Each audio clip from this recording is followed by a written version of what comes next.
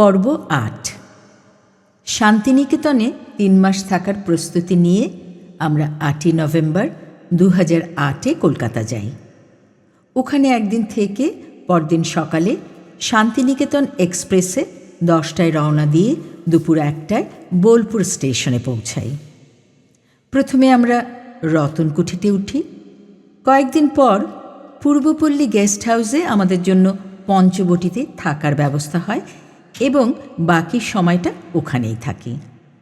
সেখানে আমাদের জন্য এসি, টিভি, ফ্রিজ, চুলো এবং সংসারের যাবতীয় জিনিস সব নতুন কেনা হয়েছিল।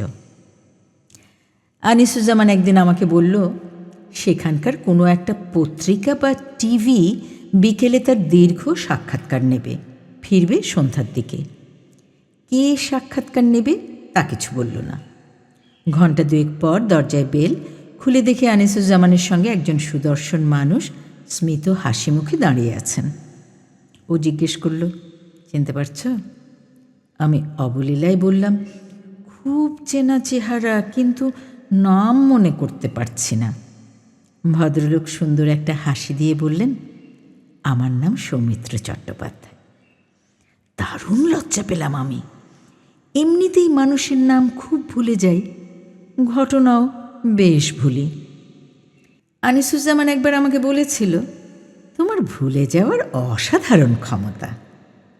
আমিও বলেছিলাম, এই অসাধারণ ক্ষমতার জন্যে তোমার সাথে নিশ্চিন্তে নির্বিঘ্নে জীবনটা কাটিয়ে যাচ্ছি।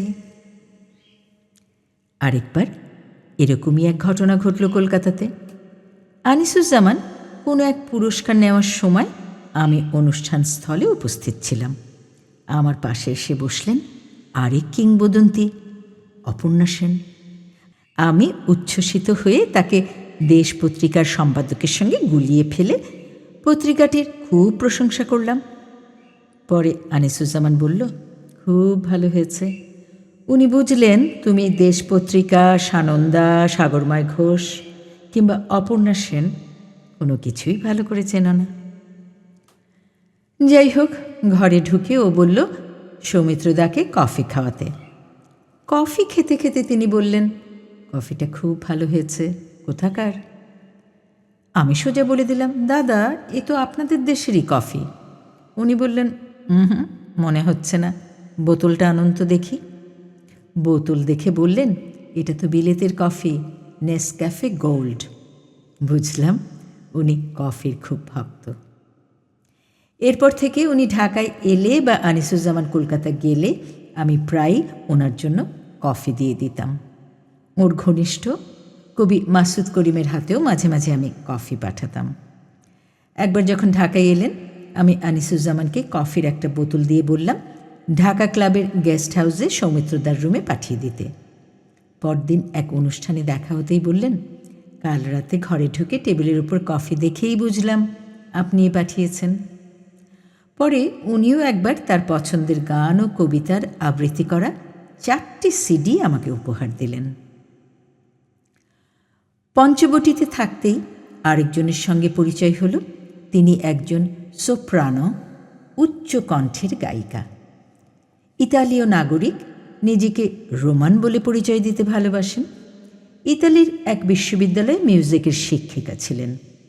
প্রশ্ন করায় জানতে পারলাম গত 10 বছর ধরে নিয়মিত আসছেন রবীন্দ্রসঙ্গীতের উপর জ্ঞান ও দীক্ষা নিতে। একদিন এক অনুষ্ঠানে ওর কথা শুনতে গেলাম। বক্তৃতা দিলেন ইংরেজিতে, গান গাইলেন বাংলায়। একই গাড়িতে ফেরার পথে জিজ্ঞাসা করলাম, তোমার বংশ পরিচয়ের কথা যা বললে আমার কাছে সবটা পরিষ্কার হলো না। তখনও ব্যাখ্যা করে বলল, আমার পুরো নাম ফ্রান্সেস্কা ক্যাসিও, আর এই ক্যাসিও হচ্ছে সেই বংশ যাদের একজন জুলিয়াস সিজার রোমান এম্পায়ারকে মেরেছিল। খুব মজা করে বলল, পৃথিবীতে যত ক্যাসিও দেখবে বুঝবে এরা সবাই এই ক্যাসিওর বংশধর এবং আমাদের আত্মীয়। অমর্ত্য সেনকেও কয়েকবার দেখেছি শান্তিনিকেতনে। একসময় সেখানকার ছাত্র ছিলেন তিনি।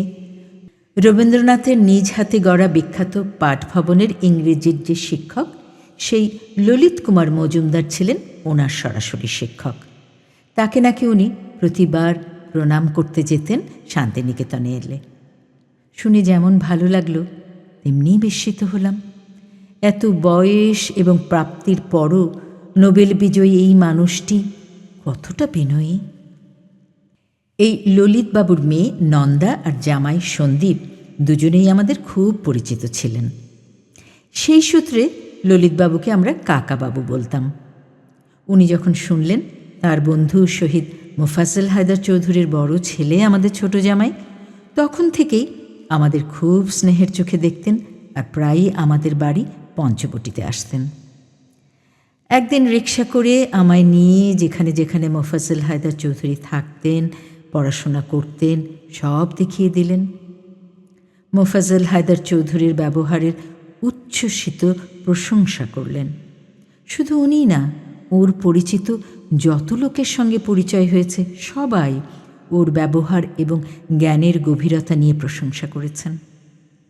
একবার ঢাকা বিশ্ববিদ্যালয় ক্যাম্পাসে থাকতে অক্সফোর্ড থেকে রতন রায় চৌধুরী এসে মোফাজ্জল হায়দার চৌধুরীর পরিবারের কথা জিজ্ঞাসা করায় আনিসুজ্জামান বলল, অপেক্ষা করুন, পরিবারের একজনকে দেখাই। সুমন তখন আমাদের বাসাতেই ছিল। ওকে ডেকে পরিচয় করিয়ে দিল। এরকম একজন শান্তশিষ্ট অমায়িক মানুষকে ওরা কীভাবে মারল, এই বলে তিনি দুঃখ বোধ করলেন। পূর্বপল্লী গেস্ট হাউসে থাকতে একদিন রাতে আনিসুজ্জামানের চশমা ভেঙে গেল। একজনকে ফোন করে বলল সকালে এসে চশমার দোকান থেকে ওকে একটা চশমা কিনে দিতে, কারণ পরদিন কলকাতায় একটা সেমিনার আছে এবং সকাল 10টায় ট্রেন ধরতে হবে। জগদীশকে ফোন করে বলল কলকাতায় ডাক্তারের ব্যবস্থা করতে। পরদিন ওখানে পৌঁছে বিকেলে কোনো মতে সেমিনার শেষ করল। পরদিন সকালে জগদীশের সঙ্গে গিয়ে চোখ দেখিয়ে এসে বলল, বেশ আগেই বাঁ চোখে স্ট্রোক হয়ে রক্ত জমে গেছে এবং চোখটাতে খুব বেশি কিছু করার নেই। শান্তিনিকেতনে ফিরে আসার পর হঠাৎ করে হায়দ্রাবাদের এক চোখের ডাক্তারের সঙ্গে পরিচয় হলো। উনি বললেন ওখানে গেলে যেন তার সঙ্গে যোগাযোগ করে আনিসুজ্জামান।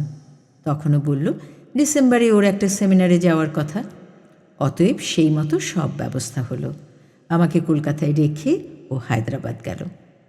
ওখানে ডাক্তাররা ওর চোখ দেখে একই কথা বললেন। জীবনের শেষ 10 বছর এক চোখে প্রায় দৃষ্টিহীন অবস্থায় কাটালো। নিজের শরীরের ব্যাপারেও কখনোই যত্নশীল ছিল না। আমরা বেশ মন খারাপ করেই আবার শান্তিনিকেতনে ফিরে গেলাম। কিছুদিন পর আমার 2 বোন আর 1 ভাই আমাদের ওখানে বেড়াতে গেল।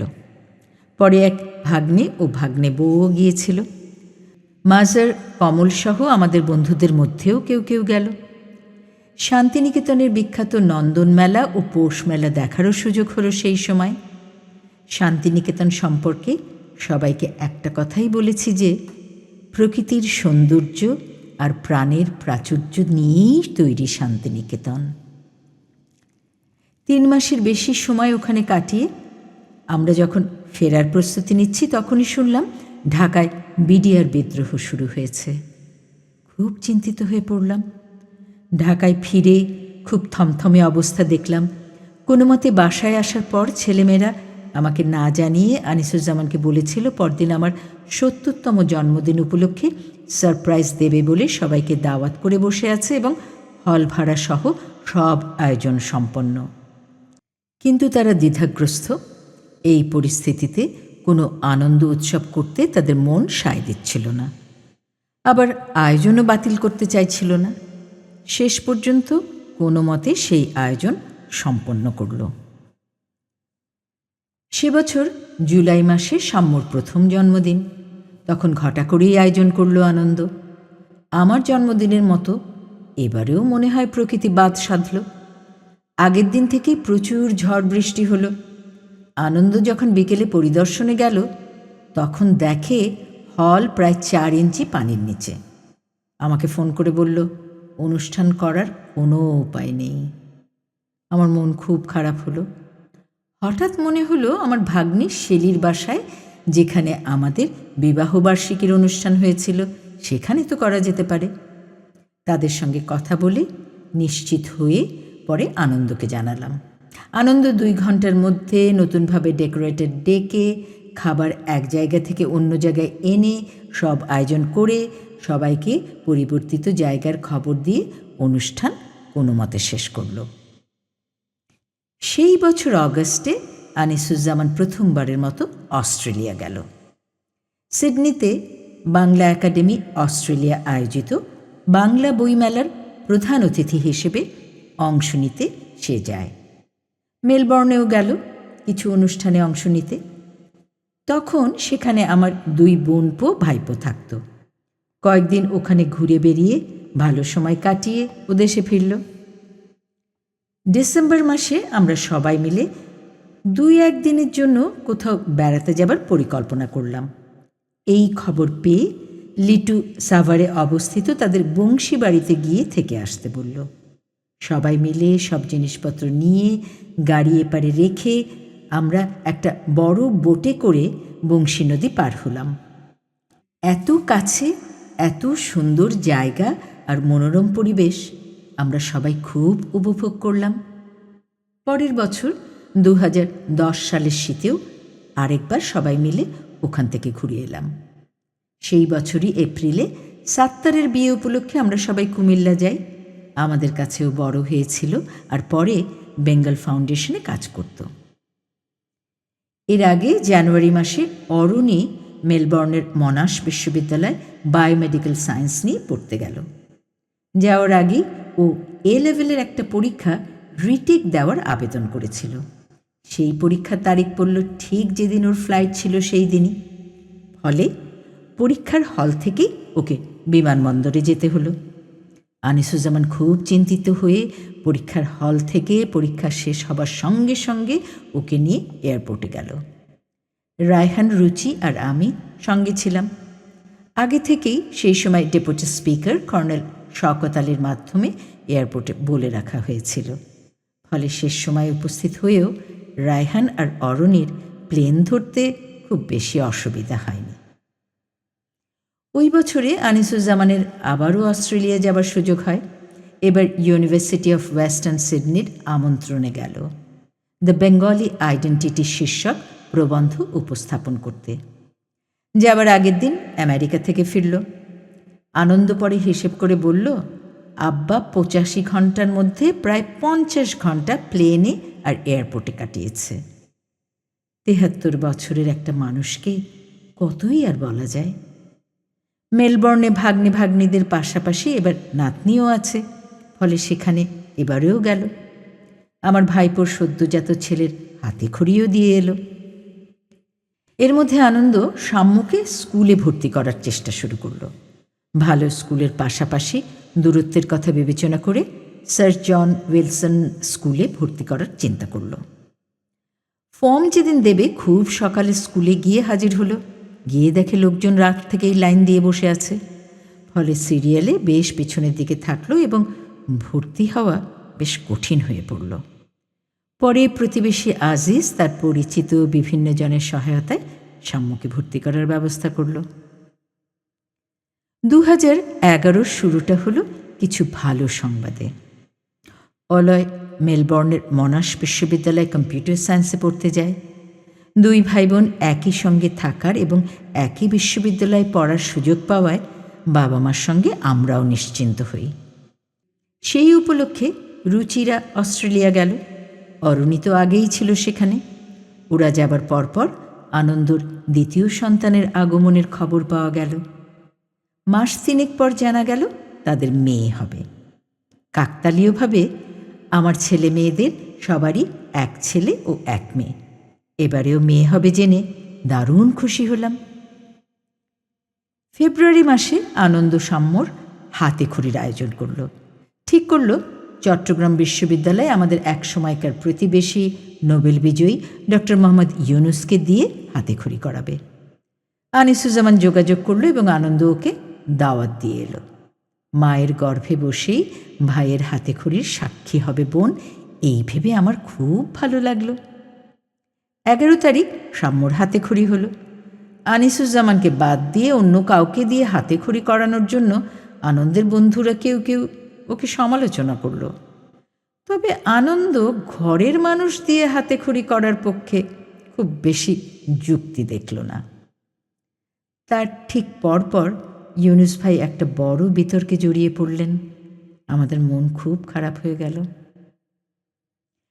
2011-তে টানা 3য় বছর আনিসুজ্জামান অস্ট্রেলিয়া গেল।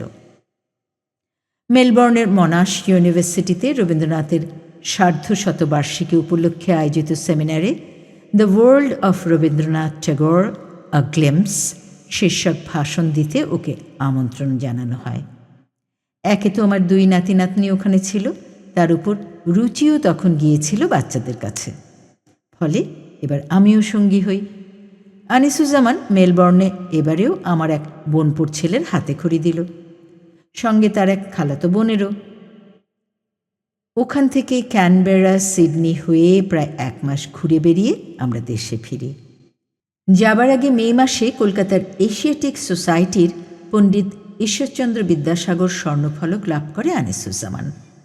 পরের বছর একই সময় একই প্রতিষ্ঠান রবীন্দ্রনাথ ঠাকুর জন্ম সার্ধশতবর্ষ ফলক প্রদান করে তাকে। ইতিমধ্যে সাম্যর জন্মের মতো সখ্যর জন্মের সময়ও ইলোরা আমেরিকা যাওয়ার সিদ্ধান্ত নিল। আনন্দের জন্মদিনের দিন 27 অগস্ট সাম্য আর ইলোরা রওনা দিল। যাবার আগে আনিসুজ্জামানকে জিজ্ঞেস করল, আপনার আমেরিকা যাওয়ার কোনো সম্ভাবনা আছে কিনা? ও না সূচক জবাব দিল। আর কি অদ্ভুতভাবে ঠিক কদিন পরে তার শিকাগো বিশ্ববিদ্যালয় থেকে একটা আমন্ত্রণ এলো এবং যাওয়াও হলো বাচ্চা হবার আনুমানিক সময়ের 10 আগে। অক্টোবরের শুরুতে আনন্দ আর মাঝামাঝির সময় আনিসুজ্জামান আমেরিকা গেল। শিকাগোর অনুষ্ঠান শেষে ও সান হোজে হয়ে 30 অক্টোবর বিকেলে বনেসিয়াতে আনন্দর কাছে পৌঁছালো। এর ঘণ্টাখানেক পর ইলোরাকে হাসপাতালে নেওয়া হলো। তবে সেদিন ডাক্তাররা পরীক্ষা নিরীক্ষা করে ছেড়ে দিল। পরদিন ভোরেই আবার ইলোরাকে হাসপাতালে নেওয়া হলো এবং দুপুরে আনিসুজ্জামান বেনেসিয়া পৌঁছানোর 24 ঘণ্টা পার হবার আগেই সখ্যর জন্ম হলো। এবারও সৌভাগ্যক্রমে আনিসুজ্জামান ঠিক সময় মতো উপস্থিত থাকতে পারল। দেশে ফিরে আসার পর একদিন চন্দ্রাবতী একাডেমির কাজল ওকে নিয়ে একটা ছবির বই করার পরিকল্পনার কথা জানায়। পরিবারের ছবির প্রয়োজন পড়লে আমার কাছে ছবি চাইল। আমি বললাম, এরকম দেওয়ার মতো, বইয়ে ছাপবার মতন তেমন কোনো ছবি তো আমার কাছে নেই। শেষে কাজল ঠিক করল একজন ফটোগ্রাফার দিয়ে আমাদের ছবি তুলবে এবং সেগুলো ওর বইয়ে ব্যবহার করবে। বইটার নাম দেওয়া হবে আলোয় ভুবন ভরা। আনিসুজ্জামান জানালো, ইলোরা বাচ্চাদের নিয়ে দেশে ফিরলে একদিন সময় করে সবাইকে নিয়ে ছবি তোলা হবে। 22 ডিসেম্বরে সাম্য ও সখ্যকে নিয়ে ইলোরা দেশে এলো। 25 ডিসেম্বর নাসির আলী মামুন ছবি তুললেন, হয়তো শখানেক। 27 ডিসেম্বর রাতে সুমন সুচি 2 ছেলে মেয়েকে নিয়ে 10 দিনের জন্য সিঙ্গাপুর বেড়াতে গেল। ভোরে আমরা খবর পেলাম প্লেনের মধ্যে ম্যাসিভ হার্ট অ্যাটাক করে সুমন চিরদিনের জন্য চলে গেছে। 12 বছরের সায়ন, নাজুর মেয়ে রাবেয়াকে সিঙ্গাপুর থেকে ফোন করে খবরটা দিল। নাজুর সঙ্গে সঙ্গে সুমনদের যেখানে ওঠার কথা তার ঠিকানা সিঙ্গাপুরে থাকা আমার চাচাতো বোন চিনেনকে দেয়। ও গিয়ে দেখে সুচি ততক্ষণে 8 ও 12 বছরের 2 বাচ্চাকে একা রেখেই মর্চুয়ারিতে চলে গেছে। সুচির বাচ্চাদের চিনেন ওর বাসায় নিয়ে আসে এবং সারাদিন নানা জায়গায় যোগাযোগ করে সুচিদের আবার রাতের ট্রেনে উঠিয়ে দেয়। ঢাকায় নামার পর বিমানবন্দরের সুচি আর বাচ্চাদের দেখে কেউ স্থির থাকতে পারেনি। মাত্র 24 ঘন্টা ব্যবধানে একই বিমানবন্দরে, একই জায়গায়, কি বিশাল পার্থক্য!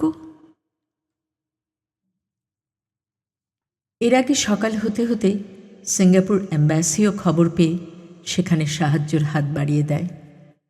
সেখানে অবস্থিত আত্মীয়, বন্ধু, অল্প পরিচিত সবাই যার যার মতো সাহায্য করল। একজন বাংলাদেশি ব্যবসায়ী সুমনকে হাসপাতাল থেকে বাংলাদেশে পাঠানোর যাবতীয় ব্যয় বহন করেন। আমরা পরে তাকে তার ঋণ শোধ করতে গেলে, আর্থিক ঋণ, তিনি তা নিতে অস্বীকার করেন। ঢাকা থেকে আমার বোনের ছেলে আন্দালিব রাতেই সিঙ্গাপুরে চলে যায় সুমনকে নিয়ে আসার জন্য। পরদিন আনিসুজ্জামানের একটা অনুষ্ঠানে সভাপতিত্ব করার কথা ছিল। সুরের ধারার সেই আয়োজনে প্রধানমন্ত্রীও আসবেন। আয়োজন ছিল বিশাল। সব বিবেচনায় আনিসুজ্জামান তাতে যোগ দিল। পরিবারের এই কঠিন সময়ে আমাদের পাশে না থেকে অনুষ্ঠানে সময় দেওয়ার জন্য প্রধানমন্ত্রী বিস্ময় প্রকাশ করলেন।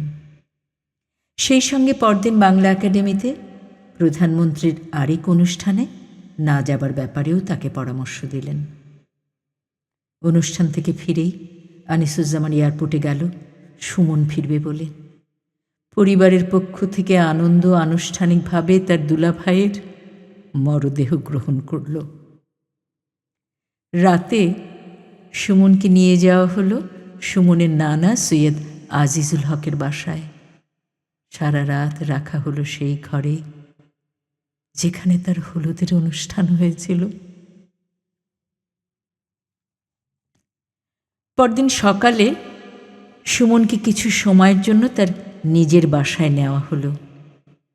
একটু পরে খবর পেলাম প্রধানমন্ত্রী শেখ হাসিনা বাংলা একাডেমির সভা শেষে সুমনকে দেখতে আসবেন। সুমনের বাবাও তার শিক্ষক ছিলেন, সেটাও হয়তো তার স্মরণে ছিল।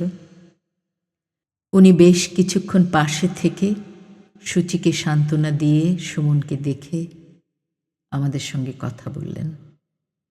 দুপুরে আজাদ মসজিদে জানাজা শেষে বনানীতে তাকে তার মায়ের কবরে দাফন করা হয়। দিন তিনেক আগে এয়ারপোর্টে যাবার আগে এই মায়ের কবরের সামনে দাঁড়িয়েই দোয়া পড়ছিল সুমন। আমি এই কয়দিন আর পরের কিছুদিন কি করেছি কিছুই বলতে পারবো না। মনে হলো শুধু 5 দিনের জন্য আমরা সবাই একসঙ্গে হয়েছিলাম।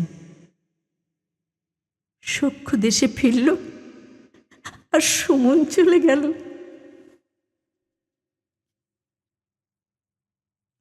সুচিরা কদিন আমাদের সঙ্গেই থাকল। মানুষ বলে জীবন চলমান, আমাদের জীবনও চলতে থাকলো। তবে তা আগের মতো আর হলো না। সুমন চলে যাবার 3 দিন পর নতুন বছর এলো। সাম্য প্রথমবারের মতো স্কুলে যাওয়া শুরু করলো। সুচিরা ওদের বাসায় ফিরে গেল। আমি কদিন ওদের সঙ্গে থাকলাম। ছোট্ট সখ্যকে দেখাশোনা করব ভেবেছিলাম, কিন্তু জীবনের অগ্রাধিকার সম্পূর্ণ বদলে গেল। এই বিষাদের মাঝে খবর এলো আনিসুজ্জামানকে দ্বিতীয়বারের মতো বাংলা একাডেমির সভাপতি পদে নিয়োগ দেওয়া হয়েছে। 29শে জানুয়ারি ও দায়িত্ব গ্রহণ করল। এরই মধ্যে ওর 75তম জন্মদিন পালনের জন্য একটা কমিটি গঠিত হল। 18ই ফেব্রুয়ারি আর্ট ইনস্টিটিউটের বকুল তলায় ওকে নাগরিক সম্বর্ধনা দেওয়া হয়। এর মধ্যে সরকার যুদ্ধ অপরাধীর বিচার করার প্রস্তুতি নেয় এবং আনিসুজ্জামান তাতে সাক্ষ্য দেবার সিদ্ধান্ত নেয়। ওর নিরাপত্তার কথা ভেবে অনেকেই এই প্রক্রিয়ায় যুক্ত হতে মানা করলেও আমার ও আমাদের পরিবারের পূর্ণ সমর্থন ছিল।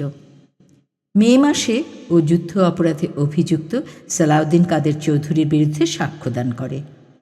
এটা যেহেতু বিশেষ আদালত ট্রাইব্যুনাল, তাই 1971 ও পরবর্তী সময়ে ও কী শুনেছিল জেনেছিল তা আদালতে উপস্থাপন করে।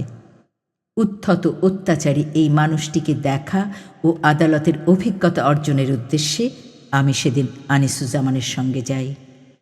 সেই বছর 1 সেপ্টেম্বরে যুদ্ধ অপরাধে অভিযুক্ত মঈনুদ্দিনের বিরুদ্ধেও আনিসুজ্জামান সাক্ষ্য দেয়। এর আগে অগস্ট মাসে আমাদের বাড়ি বদল করতে হলো। আগের বাড়ি বদল করেছিলাম সাম্যর 10 মাস বয়সে, এবার করলাম সক্ষর 10 মাস বয়সে। বাড়ি বদলের সময় সবচেয়ে বেশি খেয়াল রাখতে হতো বই আর ছবির ব্যাপারে। এটা আমার সংসার জীবনে 10 নম্বর বাড়ি বদলের ইতিহাস। তবে অন্যান্যবার বাড়ি বদলের কষ্টের চেয়ে এবার কম হয়েছে, আর এর জন্য প্রথম আলোর মতি ভাইয়ের কাছে আমরা কৃতজ্ঞ। অক্টোবর মাসে হ্যালোউইন ডেতে সক্ষর জন্ম এবং প্রথম জন্মদিন বলে আনন্দ একটু বড় করেই অনুষ্ঠান করল। এবার জন্মদিনের আয়োজন নির্বিঘ্নেই শেষ হলো। তবে 3 দিন আগে সখ্য সিঁড়ি থেকে পড়ে গিয়েছিল। প্রায় 8-10টা সিঁড়ি পার করলেও ওয়াকারের ভেতরে থাকায় বিরাট দুর্ঘটনার হাত থেকে রক্ষা পেয়েছিল। কিন্তু মা মেয়ে দুজনেই খুব ভয় পেয়ে গিয়েছিল। 2013 জানুয়ারিতে আনিসুজ্জামান কলকাতা গেল। আমি, সুচি, সায়ন, শামিলাও ওর সঙ্গে যেতে চাইলাম। আনন্দও খেলা দেখার উদ্দেশ্যে আমাদের সঙ্গী হলো। কলকাতা পৌঁছে পরদিন সায়নকে নিয়ে মামা ভাগ্নে ইডেনে খেলা দেখতে গেল। তার পরের দিন আমরা সবাই 2 দিনের জন্য শান্তিনিকেতন গেলাম। কলকাতা থেকে কদিন পর আনন্দ একা ঢাকায় ফিরে এলো। আমরা আরও কদিন কলকাতা ঘুরে সুচিদের নিয়ে ঢাকায় ফিরলাম। 26শে জানুয়ারি আনিসুজ্জামান আবার কলকাতা গেল। এবার যাবার উপলক্ষ কলকাতার 37তম আন্তর্জাতিক বইমেলা উদ্বোধন। সেই বছর বাংলাদেশকে থিম কান্ট্রি হিসেবে বিবেচনা করা হয়।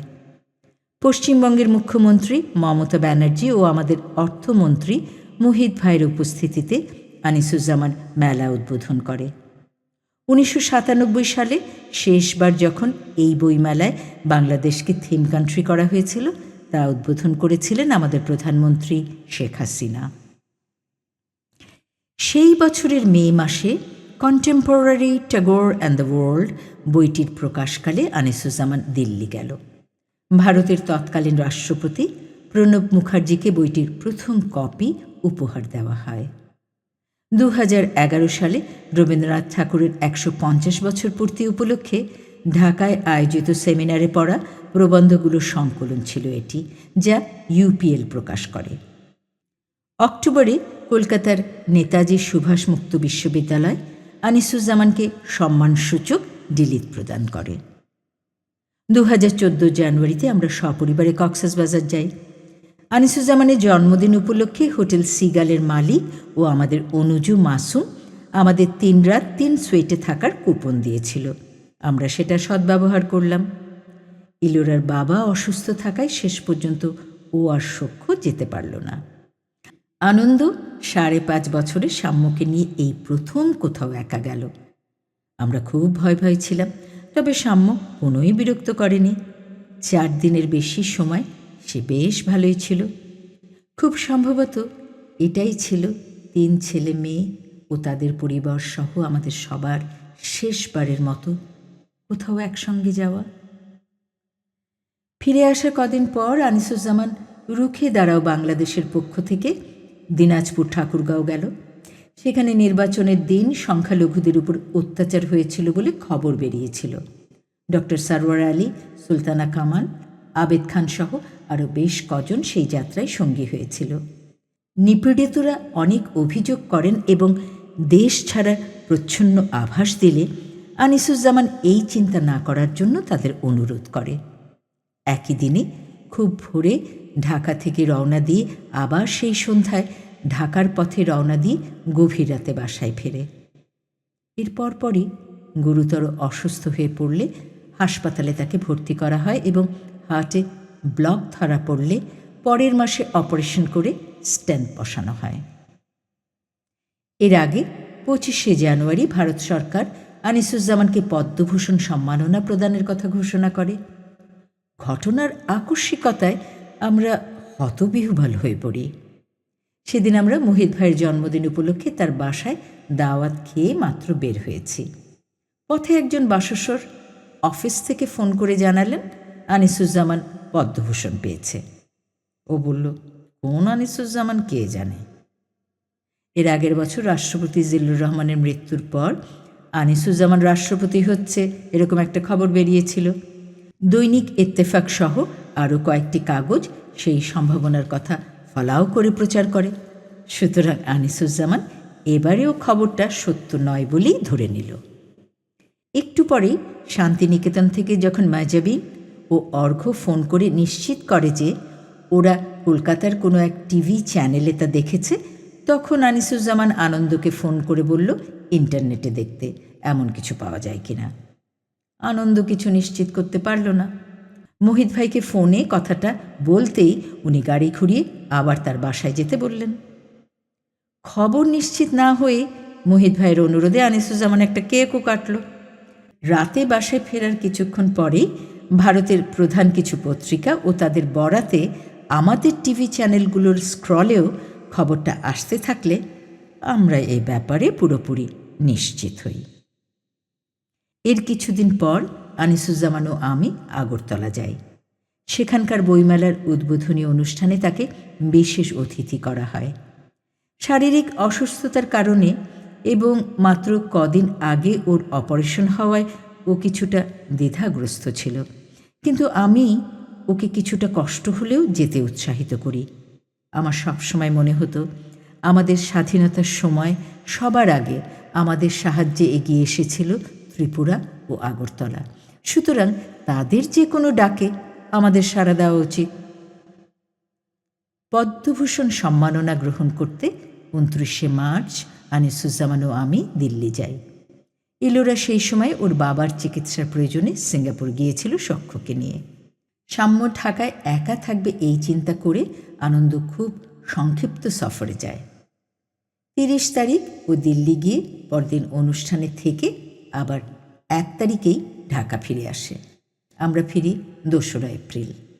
জমকালো আয়োজনে শতাধিক ভারতীয় ও 2জন বিদেশির সঙ্গে আনিসুজ্জামান রাষ্ট্রপতি ভবনে আয়োজিত সেই অনুষ্ঠানে ভারতের প্রয়াত রাষ্ট্রপতি প্রণব মুখার্জির হাত থেকে প্রথম বাংলাদেশি হিসেবে পদ্মভূষণ গ্রহণ করে।